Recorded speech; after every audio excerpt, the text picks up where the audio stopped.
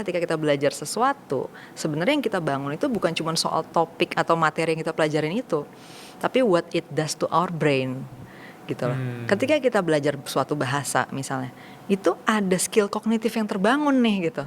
Misalnya kita belajar bahasa Inggris, grammarnya seperti ini, memori ya kan, kita harus mengingat. Nah itu kan ngelatih memori gitu kan. Terus habis itu ngelatih konsistensi logis ketika memakai grammar, ini past tense, ini present tense, ini future tense. Kita tahu oh kalau dia masa depan mesti begini gramatikalnya, kalau masa lalu begini gramatikalnya.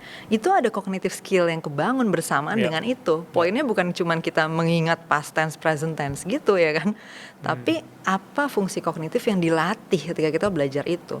Sama dengan ketika kita latihan penalaran dasar gitu. Dan orang tuh kadang-kadang nge-skip ini karena mikirnya itu gak perlu gitu. Kadang-kadang tuh ada kepercayaan bahwa misalnya gue sekarang butuh ngerti marketing, gue langsung belajar marketing aja lah gitu, nggak perlu gue belajar logika gitu. Iya kan, kadang-kadang ada pemikiran seperti itu. Gue mau sukses di dunia marketing and sales, gue baca buku-buku marketing, buku-buku sales.